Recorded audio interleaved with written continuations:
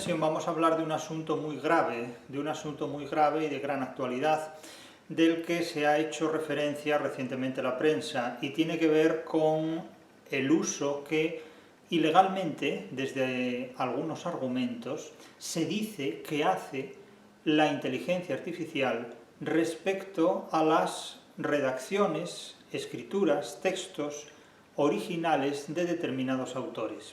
Parece ser, según se aduce en determinados informes, que los determinados dispositivos de inteligencia artificial utilizan ilegalmente contenidos que están protegidos por derechos de propiedad intelectual para mejorar sofisticadamente sus posibilidades de reproducción textual y de generación de textos.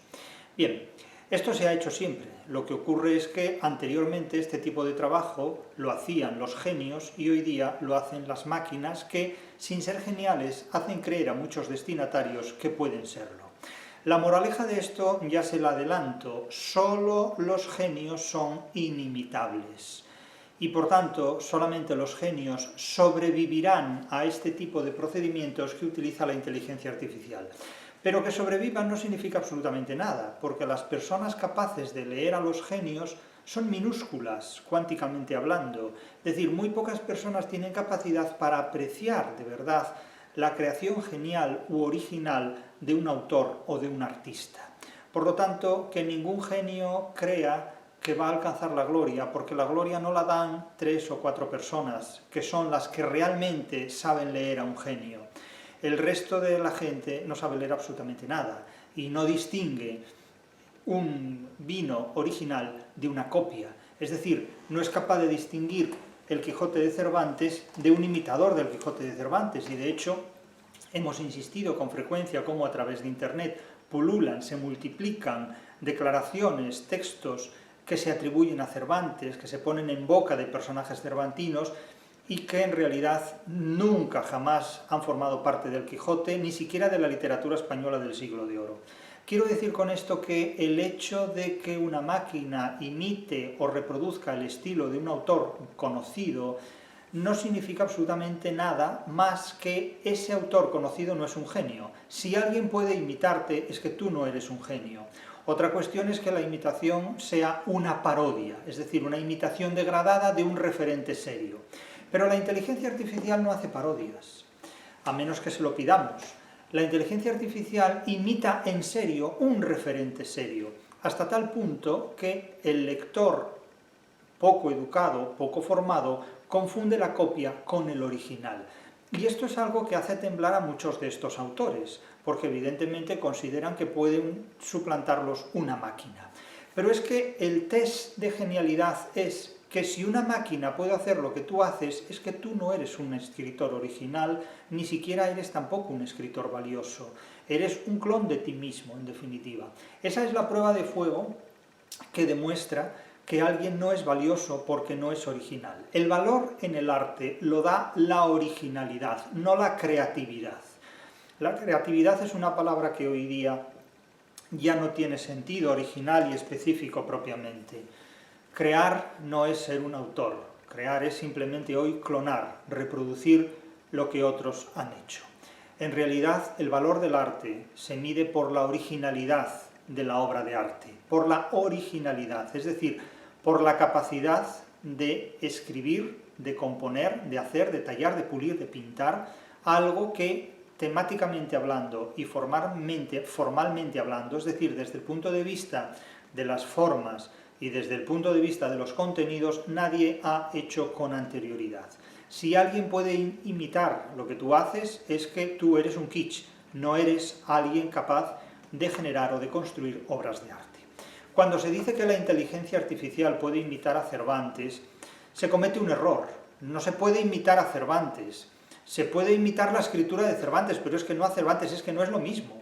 Es que no se puede construir un Quijote superior al ya construido, porque ni siquiera las condiciones socioculturales, histórico-geográficas de hoy son las de entonces. Por lo tanto, claro, imitar a Cervantes, imitar a Quevedo, es en definitiva incurrir en una parodia para un lector que sea especializado en la escritura de Cervantes y en la de Quevedo, que percibirá perfectamente que eso no lo ha hecho ni Cervantes ni Quevedo, sino una máquina o otro autor que lo reproduce. Si ustedes leen, por ejemplo, el pastiche que el propio Camilo José Cela escribió sobre Lazarillo de Tormes, se dan cuenta de que se trata de eso, de un pastiche, de una imitación culta, aunque en formato kitsch, de lo que ha escrito el autor anónimo de Lazarillo, o en todo caso Alfonso de Valdés, si seguimos las tesis, bastante coherentes por cierto, de Rosa Navarro Durán respecto a la autoría del Lazarillo.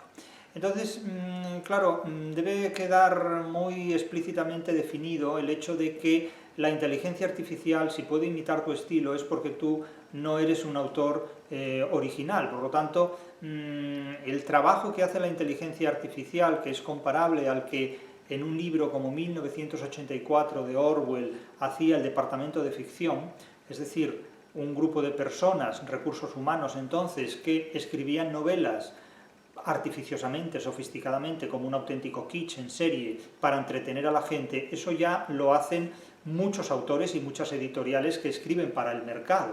Hoy día eso lo puede hacer la inteligencia artificial. Hoy día hemos visto que determinados autores se han agrupado bajo un determinado seudónimo o heterónimo y han dado con ese nombre título a muchas novelas y autoría a muchas novelas, incluso alguna galardonada con algún conocido y mercantil premio. Por lo tanto, suponer que la inteligencia artificial reemplaza a los autores es no saber en qué consiste la genialidad del arte literario, en definitiva. Pero eso es una cuestión de cada cual. Ya digo que en muchos casos la sobrevaloración de la inteligencia ajena es el resultado del déficit de la inteligencia propia. Uno se admira de la inteligencia ajena cuando en realidad a veces no hay apenas razones para admirar la inteligencia ajena, sino que simplemente esa admiración de lo ajeno se explica por la deficiencia propia, en definitiva. Pero vamos a entrar en materia concreta, porque recientemente, y cito palabras de Jaime Mora, en un artículo titulado «La inteligencia artificial escribe como tu autor preferido porque piratea sus libros». Esto es una declaración en la que están implicados muchísimos conflictos. No solo el uso ilegal de derechos de propiedad intelectual, sino las libertades que un mercado ilegal, es decir, que hace trampas, se toma para poner en circulación y obtener como consecuencia de ello una serie de beneficios en el uso de lo que han escrito otras personas sin autorización de estas personas. Es lo que Paolo Prodi en su libro El Séptimo, No robarás, el hurto en la historia del mercado de Occidente, considera como los enemigos del comercio. Paolo Prodi considera que los enemigos del comercio son aquellos que hacen trampas en el uso de las actividades comerciales, en el ejercicio de las actividades comerciales, es decir, aquellos que incumplen el derecho mercantil. Sin embargo, Antonio Escotado, en su trilogía sobre los enemigos del comercio, considera que los enemigos del comercio son aquellos que lo prohíben, son aquellos que cancelan el comercio, son aquellos que intervienen en el comercio para suprimirlo. Escotado considera, en síntesis, que los enemigos del comercio son los marxistas, los comunistas, los que prohíben el comercio, y Paolo Prodi considera que los enemigos del comercio son aquellos mercaderes que incumplen las normas estipuladas y establecidas para que el comercio pueda funcionar. Son dos planteamientos completamente diferentes.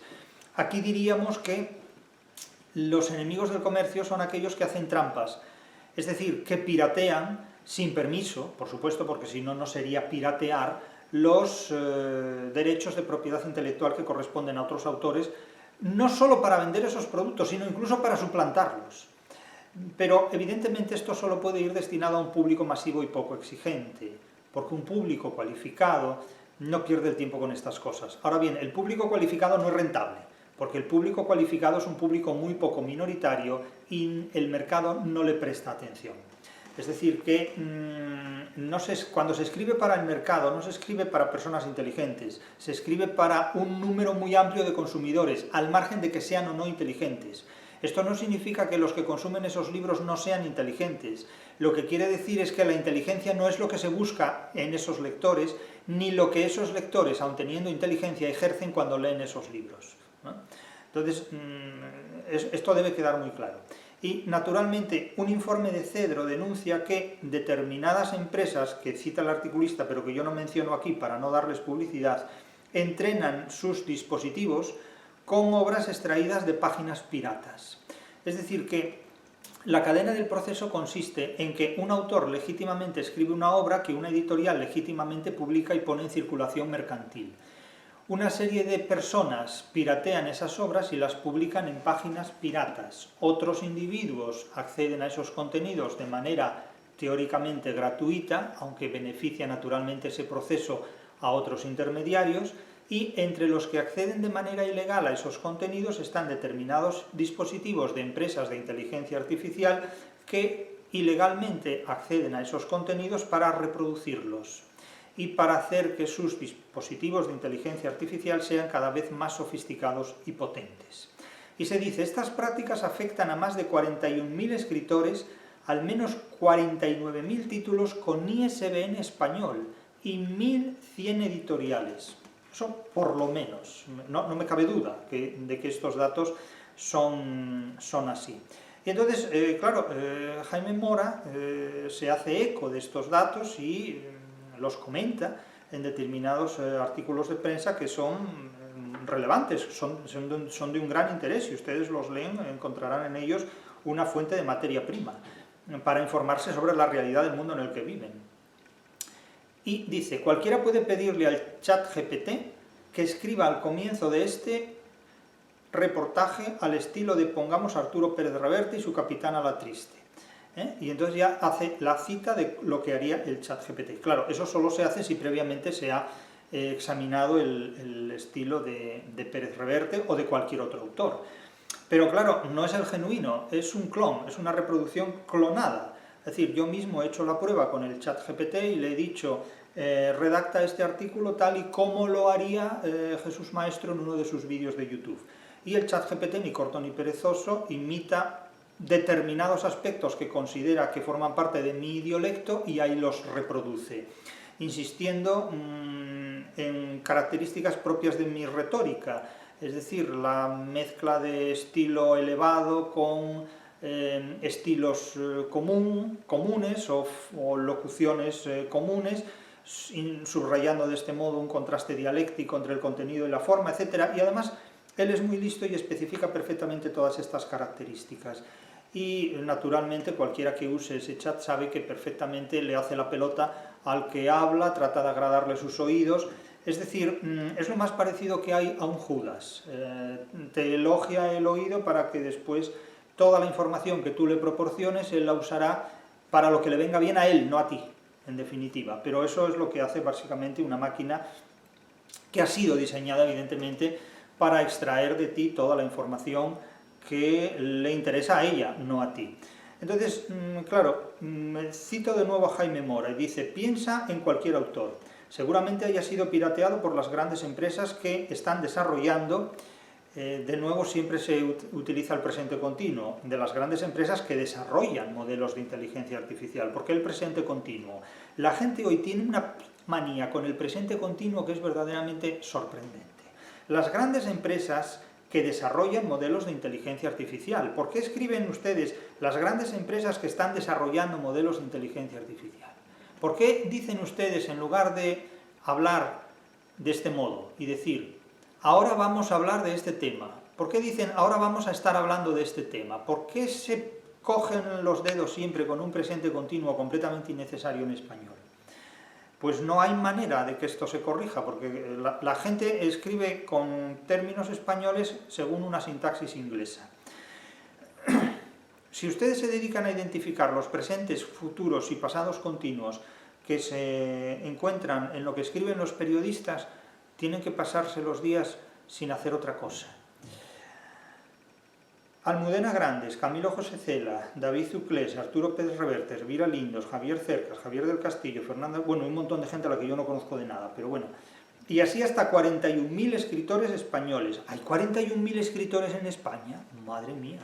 Pero hay más escritores en España que poetas eclipsan el sol, como diría Cervantes.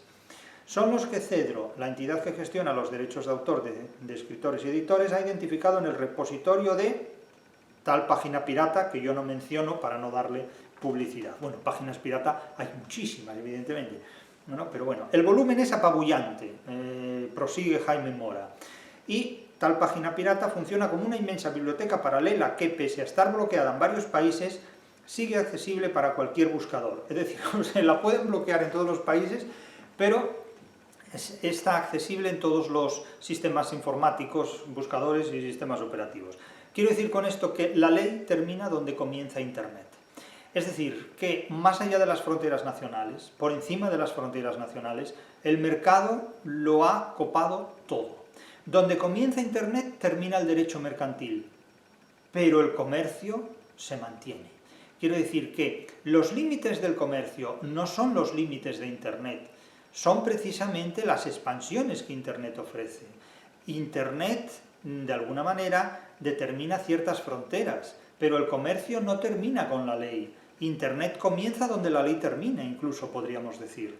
Lo ilegal no tiene límites, y en este sentido Internet es el paraíso de la ilegalidad en muchísimos aspectos, porque ni siquiera el derecho mercantil puede poner coto a las ilegalidades que son posibles en Internet desde un punto de vista comercial.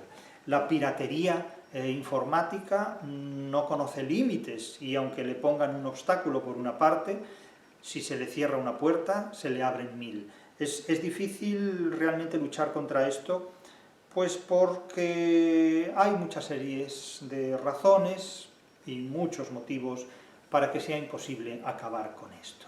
En español se ha dicho desde siempre, quien hizo la ley hizo la trampa, y es tal vez uno de los principios fundamentales de la filosofía del derecho. Se advierte también en otro de los artículos de Jaime Mora, que ha dedicado mucha atención a estos asuntos de manera muy profesional. Dice, los gobiernos se olvidan de pagar por los libros y la prensa, así pierde el sector 40 millones al año. Pero ¿a quién va este dinero? Es decir, ¿quién recibe este dinero que pierden los autores y las empresas que con los autores ponen en circulación legalmente libros en el mercado? Pues un informe llevado a cabo en Dinamarca sobre este asunto precisamente, la Alianza de Derechos en Dinamarca, traduciríamos este informe, pues ha estudiado minuciosamente estos asuntos y claro, los resultados son esperpénticos. Solo en el repositorio de una determinada página pirata, que no voy a mencionar, se han identificado 3 grandes bases de datos con millones de archivos, 2 con libros de ficción y no ficción y otro con contenidos científicos. Yo siempre he dicho que hay 3 tipos de libros, los que hablan de ciencia, los que hablan de literatura y todos los demás. En el sector de todos los demás hay una serie de libros muy curiosos que son los llamados libros de ocurrencias. Pero bueno, aparte de eso, fíjense, en las 2 primeras, las que Cedro ha estudiado por el momento, se han encontrado 7,7 millones de archivos, de los cuales 4,2 millones tienen ISBN, lo que facilita su identificación, y entre ellos, o sea, los piratean incluso con ISBN incluido, o sea, ustedes fíjense qué lujo de detalle, y entre ellos 49.461 títulos que corresponden con obras publicadas en España. Ahora bien, quienes piratean esto somos nosotros, es decir, nuestros colegas. Hay mucha gente que se dedica a esto porque cree que hace una gracia, y en realidad lo que hace es enriquecer a parte del sistema, enriquecer a quienes forman la parte ilegal del sistema del comercio. Claro, el comercio tiene una dimensión legal y tiene una dimensión ilegal, pero las dos funcionan cada una a su manera. Ya he dicho antes que para Paolo Prodi los enemigos del comercio son los que hacen trampa. Para Antonio Escotado los enemigos del comercio son los que lo prohíben, pero Antonio Escotado no vio enemistad en aquellos que ejercen con trampas la actividad del comercio. Y ese es uno de los grandes problemas, es una de las grandes objeciones que también se le puede hacer a la obra de Antonio Escotado. Escotado no considera que enemigo del comercio es aquel que hace trampas en el comercio, y de hecho elogia enormemente la esclavitud cuando no está muy marcada y no la menciona literalmente, en el sentido siguiente: Escotado considera y maldice la esclavitud en Grecia, pero no dice ni una sola palabra de la esclavitud en los Estados Unidos. Por lo tanto, claro, no podemos decir de ninguna manera que Escotado elogia la esclavitud, no, pero elogia sistemas económicos donde la esclavitud era absolutamente fundamental y no lo cuestiona, no lo critica. Esta es una de las objeciones que yo hice en la interpretación de la trilogía de los amigos del comercio de Escotado. Es decir, vamos a ver, se cuestiona la esclavitud en Roma, pero no se cuestiona la esclavitud en Grecia y no se cuestiona la esclavitud en los Estados Unidos. Evidentemente, un régimen económico esclavista es para Paolo Prodi un régimen económico tramposo, porque no paga al trabajador el salario que le corresponde y da al trabajador el estatuto de esclavo.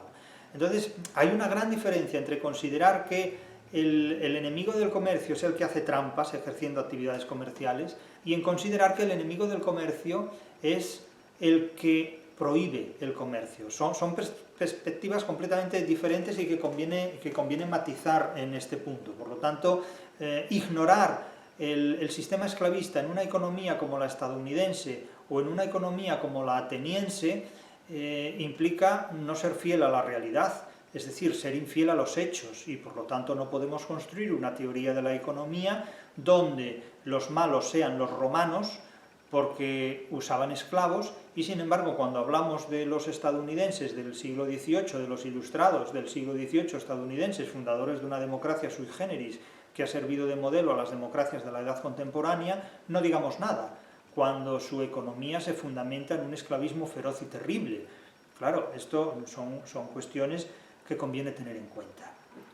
Entonces, claro, se entrevista también por parte de Mora a una serie de, o se les pregunta, se les hace unas preguntas a una serie de escritores, entre los cuales están Lorenzo Silva, Rosa Navarro, y claro, Lorenzo Silva dice: me parece un escándalo que pone en ridículo a nuestro Estado de Derecho. Bueno, nuestro Estado de Derecho está como está. Es decir, cuando hemos publicado este libro, nuestro ensayo sobre el fracaso histórico de la democracia en el siglo XXI, aquí exponemos muchas de estas cuestiones. Es decir, la democracia está completamente emulsionada por una concepción mercantil que se ha apoderado completamente de los estados. Entonces, podemos hablar de Estado de Derecho y podemos hablar de todas estas maravillas en los términos que estimemos oportuno y como queramos, pero es que los estados actualmente están en manos del comercio, y el comercio tiene una dimensión legal y tiene también una dimensión ilegal, de tal forma que una se puede combatir desde la otra o con la otra, pero resulta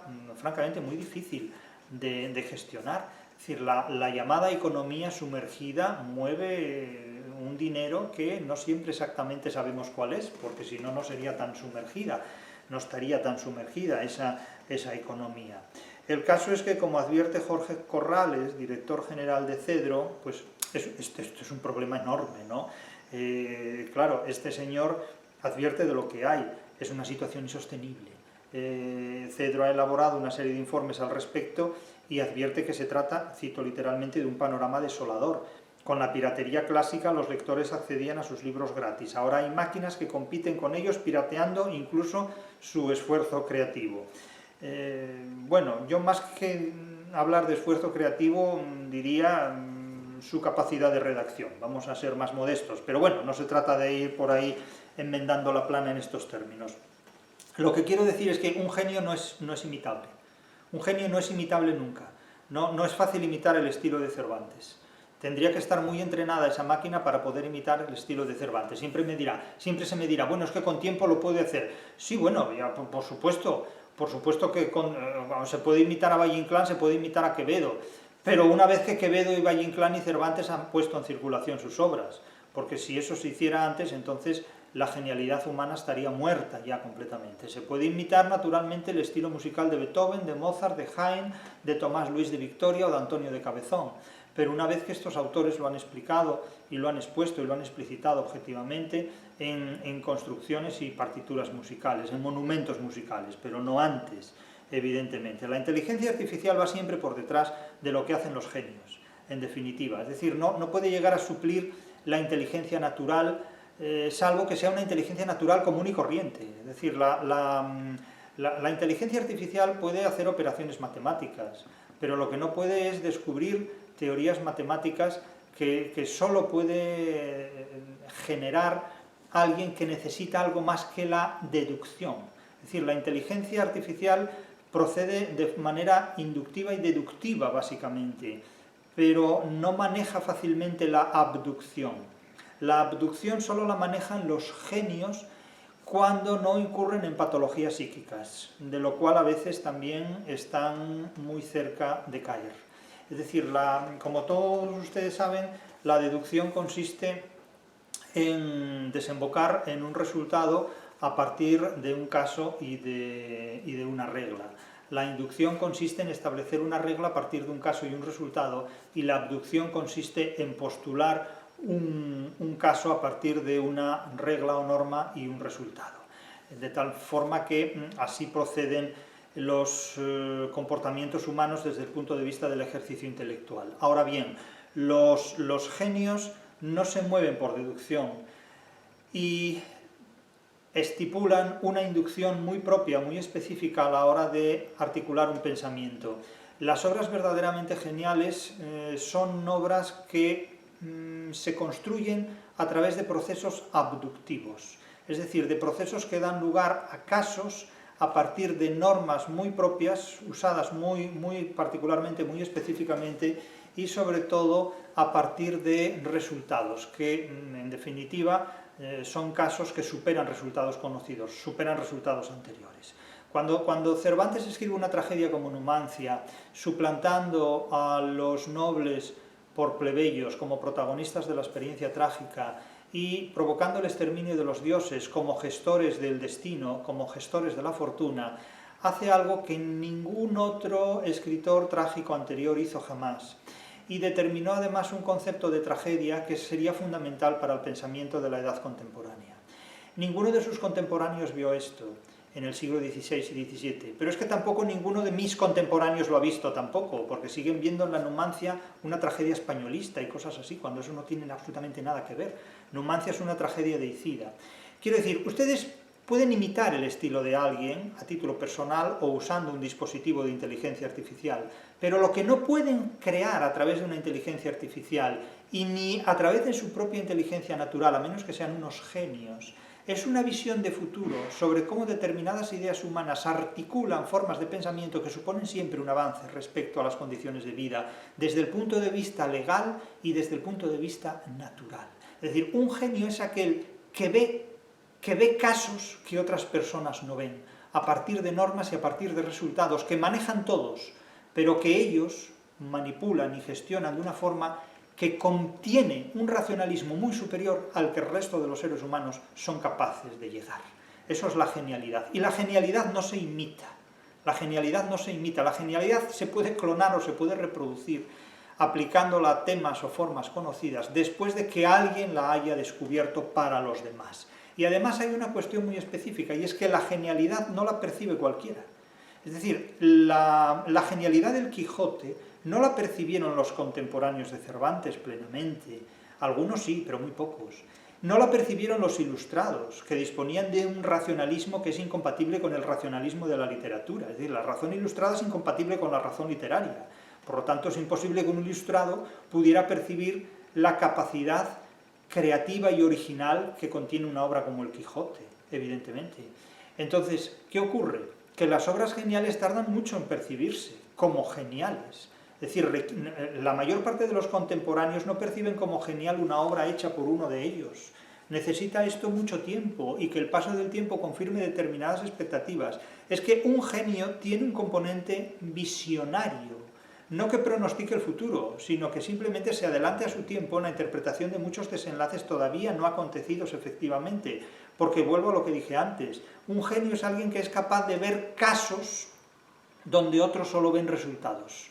Esa es la teoría del genio. Está expuesta en mi obra Crítica de la razón literaria, en el volumen dedicado a la ontología de la literatura, los materiales literarios. Ahí se expone la teoría del genio en la literatura y en el arte. Ahí la tienen expuesta en ese libro, Ontología de la literatura, los materiales literarios, que lo tienen en Amazon. Ahí tienen expuesta la teoría del genio. Claro, otros autores, como Rosa Montero, son más explícitos todavía que Lorenzo Silva respecto a este problema que nos ocupa, y dice que el gobierno tiene que ser radical pidiendo una actuación conjunta en contra de estos ladrones. No los llama piratas, sino que los llama ladrones.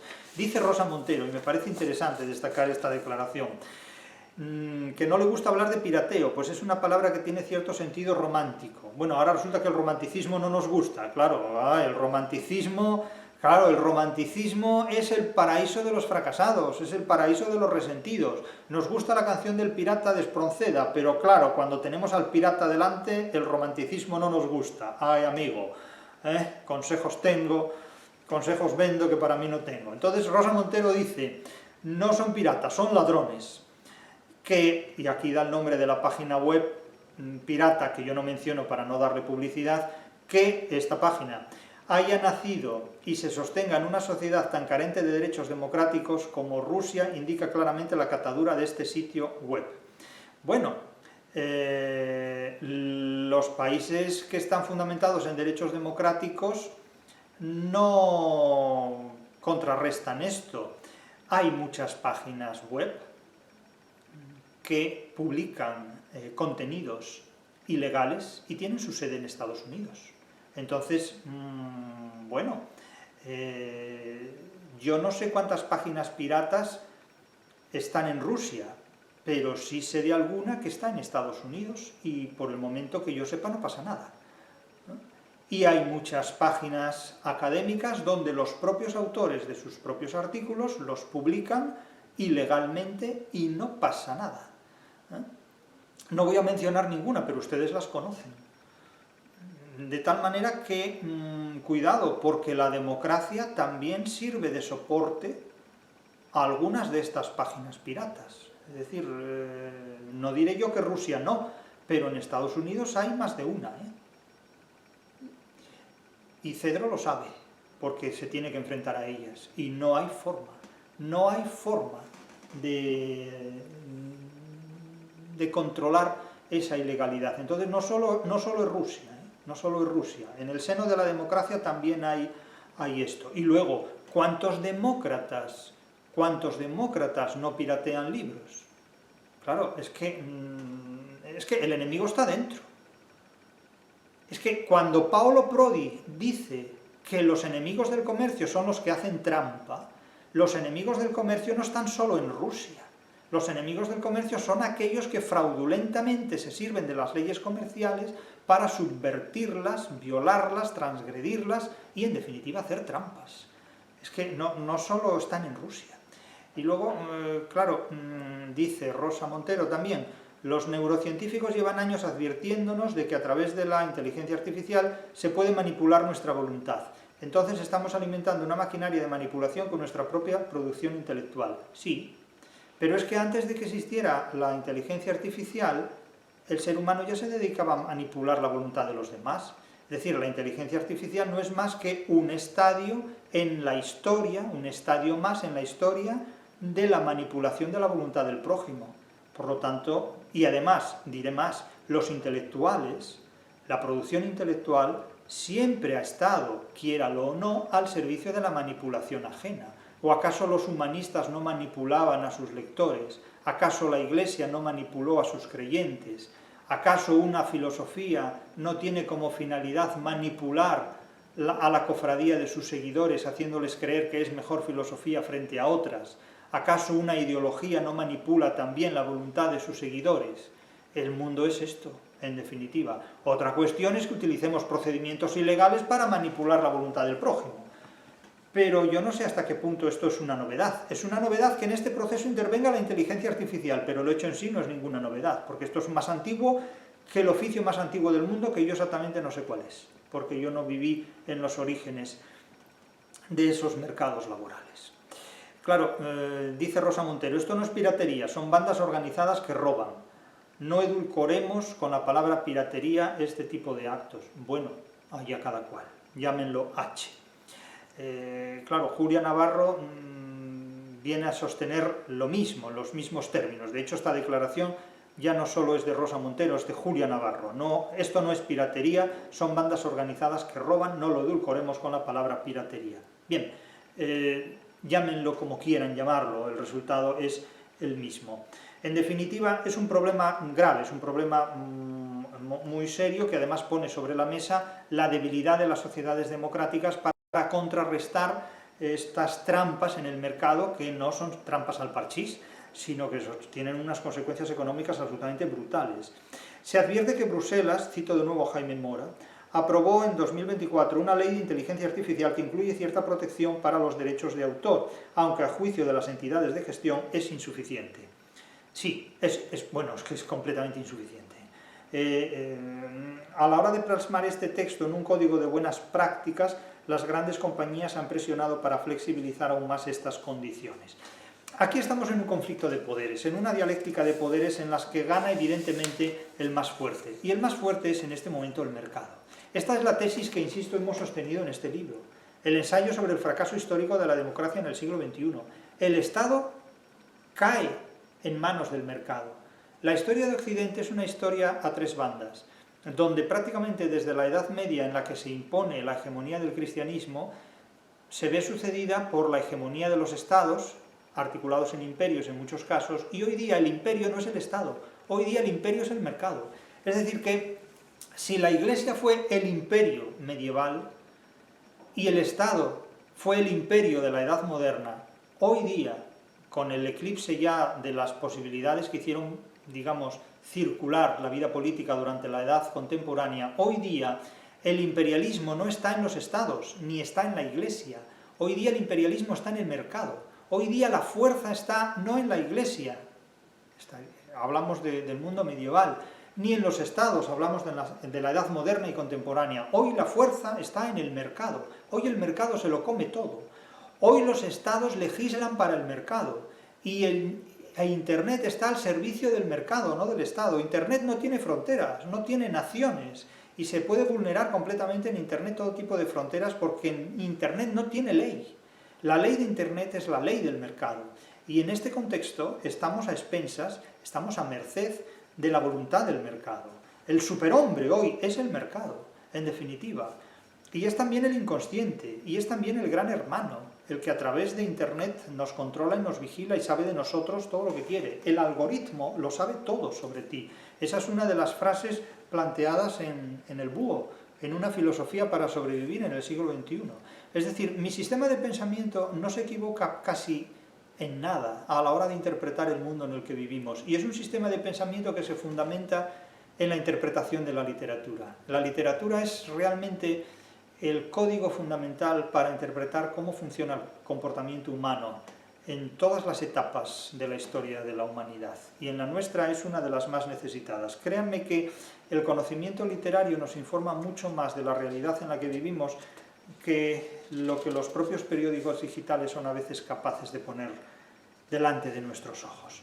En definitiva, todos estos informes, el informe sobre la piratería y el uso que hace la inteligencia artificial de determinados contenidos intelectuales, es, insisto, enormemente revelador. Es un problema que no tiene solución, realmente no tiene solución. Las consecuencias son, en primer lugar, el cierre de montones de editoriales. ¿Saben cuáles han sido las editoriales que han tenido que echar el cierre antes que ninguna otra debido a este tipo de problema, el de la piratería informática? Las editoriales académicas que publicaban libros destinados al desarrollo curricular de los universitarios, del profesorado universitario, tanto del más veterano como del más joven, que tiene que hacer carrera universitaria. Estas editoriales a lo largo de la última década han cerrado y se mantienen, si es que alguna se mantiene todavía, de forma que tiene que ver más con el milagro que con la industria, como diría Basilio en el capítulo correspondiente a sus bodas con Quiteria. En realidad, los principales responsables en muchos aspectos de la piratería informática de los contenidos publicados por las editoriales académicas fueron los propios autores, que a través de páginas y repositorios informáticos, internauticos de todo tipo, cuando publicaban un libro, desconfiando en el poder de difusión de la propia editorial, lo publicaban ellos por su cuenta en páginas personales o en páginas académicas destinadas a la difusión de contenidos académicos. Es decir, si ustedes van a determinadas páginas que yo no mencionaré aquí porque no me interesa publicitar, encontrarán que prácticamente la totalidad de los libros académicos y científicos que se publican de ámbito universitario están ahí disponibles en menos de 24 horas tras su edición. Consiguientemente es innecesaria la presencia de editoriales. Que ustedes quieren un ISBN, lo pueden comprar en Amazon perfectamente. Es decir, que si tienen algún interés en la promoción académica, tal vez puedan estar sujetos a algunos requisitos que les pueden solicitar las agencias nacionales o internacionales de evaluación. Si lo que les interesa es verdaderamente el conocimiento, ustedes no necesitan ningún tipo de editorial para publicar ningún contenido. Y esto es un proceso de libertad que ha dado Amazon. Me dirán que el tipo de público que les lee es un tipo de público poco cualificado. Sí, ¿y dónde está el público cualificado? El público cualificado son 6 o 7 personas, nada más. Si ustedes escriben para un público cualificado, no les va a leer nadie. A veces ni siquiera en su propia familia hay un público suficientemente cualificado. Y ya saben ustedes lo que pienso respecto a este asunto. Esto forma parte de la realidad, y la realidad es como es, no como desearíamos que fuera. Cuando muchas personas desprecian la plebe, yo les digo que tienen razón. La plebe es muy despreciable, pero entre la plebe hay personas que no son en absoluto despreciables. Y cuando alguien dice que las élites son muy apreciables, les digo lo mismo. En las élites hay personas muy estimables y hay otras que son muy poco estimables. Pero siempre pongo este ejemplo, el ejemplo de Oscar Wilde. Oscar Wilde fue una persona a la que hoy conocemos por la plebe, por la atención que le prestó la plebe, porque los que formaban parte de su mismo grupo lo metieron en la cárcel por homosexual. Entonces, mucho cuidado con los que forman parte de tu misma especie, porque ni lo uno ni lo otro, ni blanco ni negro, ni toda la élite es buena, ni toda la élite es mala, ni toda la plebe es buena, ni toda la plebe es mala, porque quien piratea libros forma parte de todos los ámbitos, absolutamente de todos los ámbitos. Por muy bien que hagamos las cosas, no vamos a pasar de la media docena de lectores inteligentes. Podemos tener muchos, como llaman hoy, seguidores, muchos lectores, muchos oyentes, podemos tener muchos, muchísimos, pero en realidad difícil es pasar de la media docena de personas inteligentes. Esas son las que valen, esas son las que cuentan. Lo demás es arar en el mar. Lo menos que podemos hacer es ser conscientes de ello, nada más. Cuando un problema no tiene solución, ya no es un problema, es otra cosa.